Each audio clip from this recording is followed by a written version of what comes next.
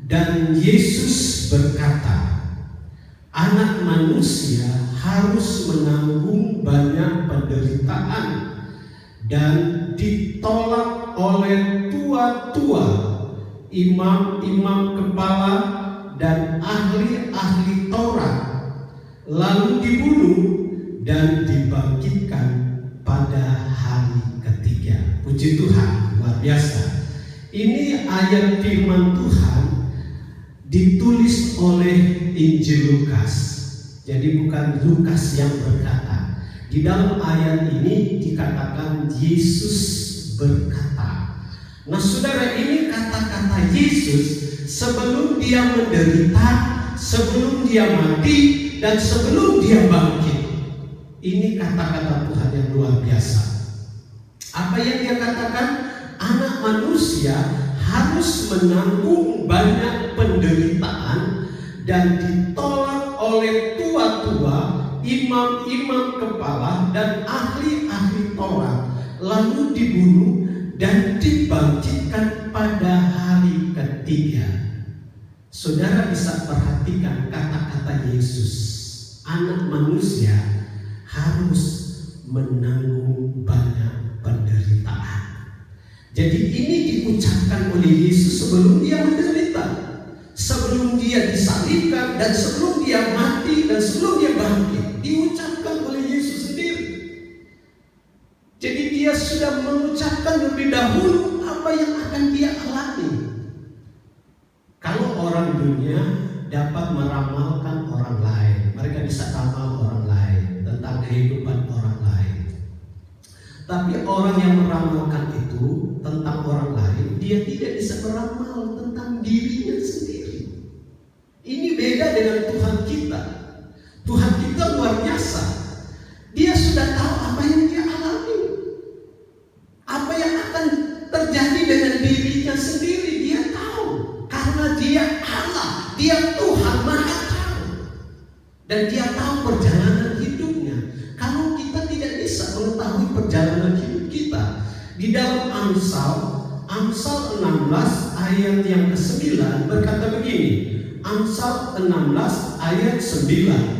Hati manusia memikir-mikirkan jalannya, tetapi Tuhanlah yang menentukan arah langkahnya. Jadi di sini kita lihat tidak ada satu manusia yang dapat menentukan hidupnya. Dia hanya memikir-mikirkan jalannya, bagaimana saya masa depan saya, tapi dia tidak bisa menentukan hidupnya. Tapi Tuhan kita luar biasa di dalam ayat Lukas tadi, Lukas 9 tadi, dan Yesus berkata, Anak Manusia harus menanggung banyak penderitaan dan ditolak oleh tua-tua, imam-imam kepala dan ahli-ahli Taurat, lalu dibunuh dan dibangkitkan pada hari ketiga. Jauh sebelum dia menderita, dia sudah ceritakan kepada murid-murid. Sebab itu murid-murid menulis ayat ini tentang apa yang Yesus ceritakan, apa yang dia akan alami. Nah saudara, sangat luar biasa. Dia tahu apa yang akan dia alami.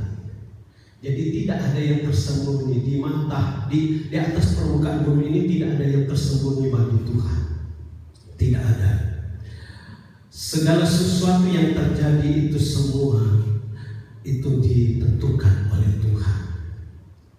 Apa yang kita alami itu ditentukan oleh Tuhan. Bukan kita yang tentukan hidup kita, tapi yang tentukan hidup kita adalah Tuhan. Sebab itu tidak ada yang tersembunyi di mata Tuhan. Kalau misalnya roh-roh mau menghampiri kita, misalnya virus corona mau menghampiri kita, Tuhan tahu kita adalah milik Tuhan. Kita tahu bahwa kita adalah kepunyaan Tuhan, dan tidak ada yang tersembunyi di mata Tuhan. Jadi dia tahu apa yang kita pikirkan hari-hari ini. Dia tahu, saudara. Tidak ada yang tersembunyi apa yang kita pikirkan, karena dia sendiri tahu tentang jalan hidupnya. Jadi jelas sekali di dalam ayat firman Tuhan yang menolak Yesus, yang Yesus ceritakan antara lain tua-tua Israel, orang yang dituakan, orang yang berpengalaman, orang yang sudah sudah mengetahui tentang perjalanan hidup. Mereka lah yang menolak Yesus. Dan yang lain juga disebut imam-imam kepala, orang-orang pemimpin yang menolak Yesus. Dan juga yang ketiga, ahli-ahli Taurat, orang yang tahu kitab suci. Mereka sendirilah yang menolak Yesus. Mereka tidak memahami bahwa Yesus itu adalah kebenaran sejati, dan mereka tolak kebenaran sejati itu. Saudara yang dikasihi Tuhan, jadi sekarang apa yang harus kita lakukan? Kita harus mengimani perkataan Tuhan. Kita harus punya iman apa yang Tuhan katakan di dalam firman Tuhan itu benar-benar terjadi. Ketika dia berkata bahwa anak manusia itu harus menanggung penderitaan dan ditolak oleh tua-tua, para imam kepala dan ahli Taurat. Yesus katakan pada hari ketiga dia akan bangkit. Anak manusia itu siapa? Dialah Yesus. Dia mengatakan apa yang dia katakan itu benar-benar terjadi. Kita baru saja merayakan hari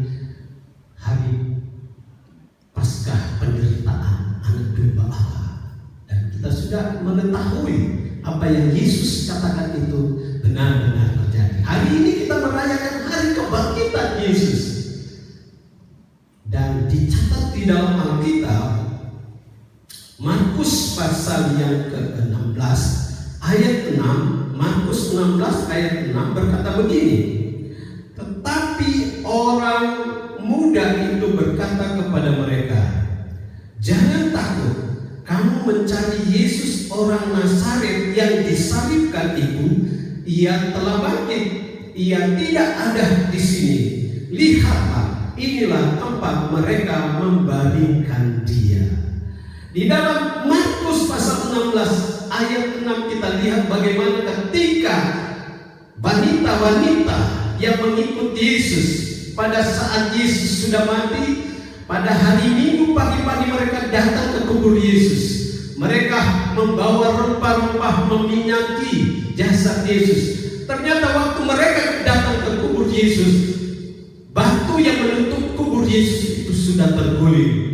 Dan mereka masuk ke dalam, dan ada malaikat yang ada di sebelah kanan mereka berkata, kamu yang mencari Yesus orang Nazaret itu, dia tidak ada di sini, tapi dia sudah bangkit. Apa yang Yesus katakan itu benar-benar terjadi.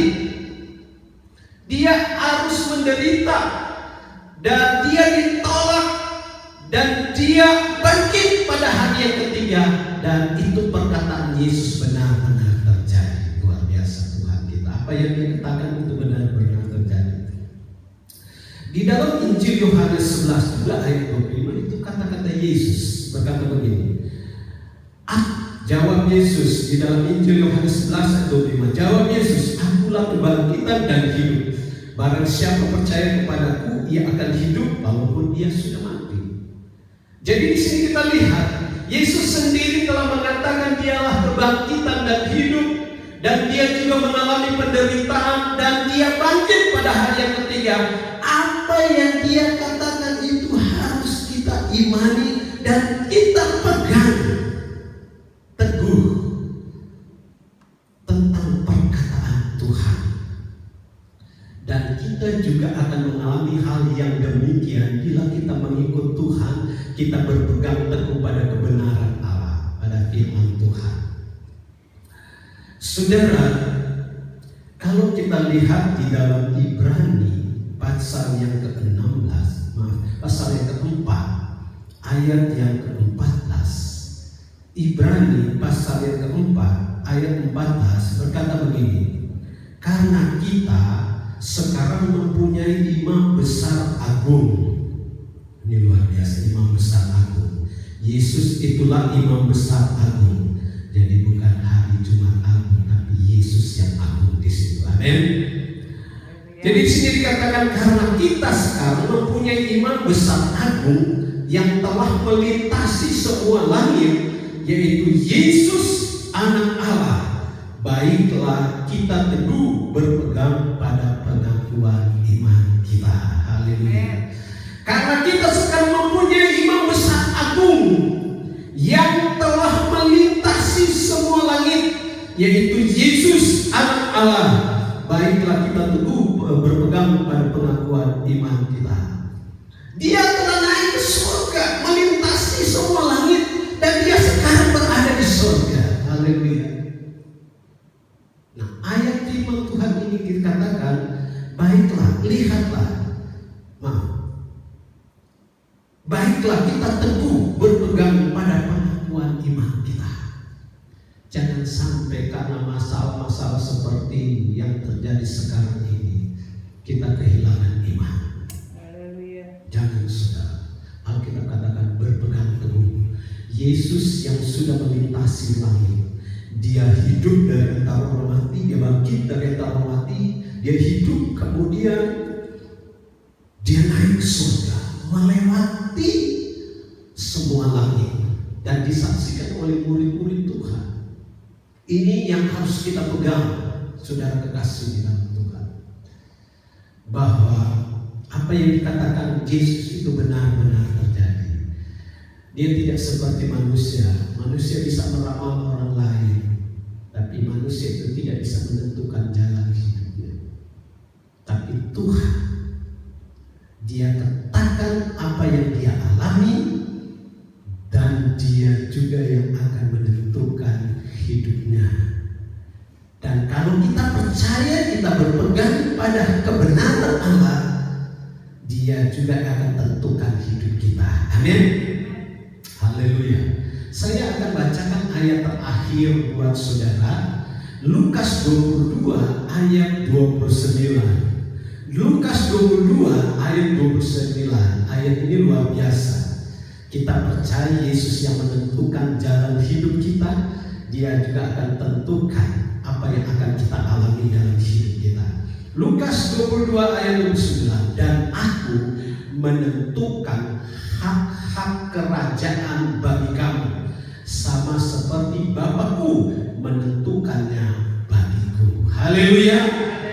Dan aku menentukan hak-hak kerajaan bagi kamu, sama seperti Bapakku menentukan bagiku.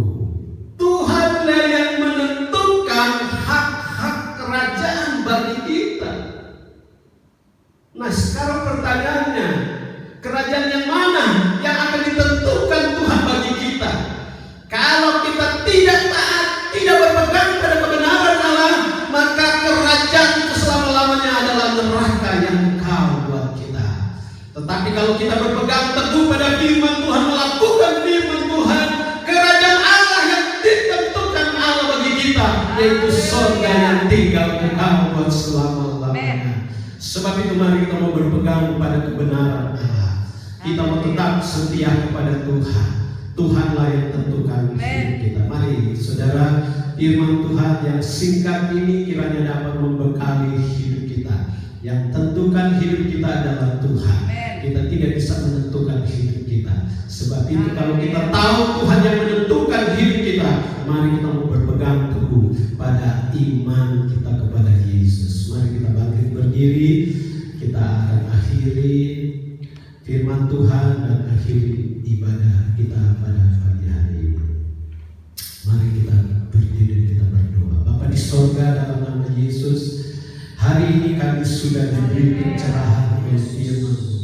Firman-Mu memberi kami pengertian. Apa yang Yesus katakan itulah benar, iya dan amin. Kalau Tuhan telah menceritakan apa yang dia alami, apa yang Tuhan alami, bagaimana dia harus menanggung banyak penderitaan dan ditolak oleh para tua-tua, bahkan para imam, ahli-ahli Taurat. Tetapi pada hari yang ketiga dia bangkit. Yesus sendiri yang mengatakan ini, kata Lukas. Yesus sendiri yang menceritakan apa yang dialami oleh Yesus. Dan dia juga lah yang akan menentukan kehidupan kita. Engkau Tuhan yang menentukan hidup kami. Kami hanya memikirkan apa yang akan terjadi di hari depan. tetapi hari depan kami ditentukan oleh Tuhan. Jalan hidup kami ditentukan oleh Tuhan. Sebab itu firman-Mu mengajak kami untuk kami berpegang teguh pada firman. Kami percaya Engkau yang sudah melintasi semua langit, Engkau yang sudah naik ke surga. Satu waktu Engkau akan kembali mengangkat kami, Engkau akan membawa kami masuk ke dalam kerajaan surga. Terima kasih Tuhan. Dan saat ini kami berdoa kepada-Mu buat umat-umat Tuhan yang sudah mendengarkan firman-Mu. Tanamkan firman-Mu di dalam hidup mereka. Biar firman ini menjadi pegangan dalam hidup kami semua. Terima kasih Tuhan. Kami berdoa untuk segala aktivitas anak-anak sepanjang minggu berjalan ini. Kami serahkan ke dalam tangan-Mu. Hadirlah Engkau Tuhan bersama dengan mereka. Di dalam pergumulan mereka, ajarlah mereka mengandalkan Tuhan, berharap kepada Tuhan. Karena pertolongan dari Tuhan itu pasti akan ada di dalam hidup kami. Segala usaha pekerjaan mereka Tuhan berkati. Apabila ada anak-anak yang akan memberikan persembahan, mengumpulkan persembahan dan mengembalikan milik Tuhan, Tuhan Engkau balas dari tempat yang maha tinggi. Tuhan memberkati semua. Tuhan buka tingkap-tingkap langit dan mencurahkan berkat-berkat-Mu sampai berkelimpahan. Terima kasih Tuhan. Terima kasih Yesus. Terima kasih Roh Kudus.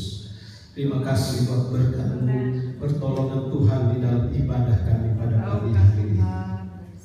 Bapa di sorga, saat ini kami akan menerima berkat dari Tuhan.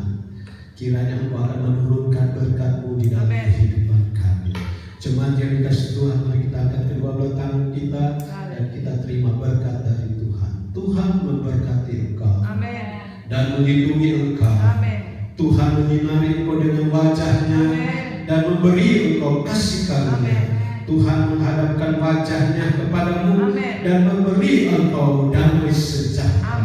Kiranya berkat daripada Allah Bapa, cinta kasih dari Tuhan kita Yesus Kristus, persekutuan penghiburan dan kekuatan kuasa Roh Kudus menyertai kita mulai hari ini, besok sampai hari Maranatha. Tuhan Yesus datang pada kali kedua menjemput kita umat yang dikasihi. Kami terima berkat-Mu Bapa di surga, serta kami akhiri pada kami siang hari ini.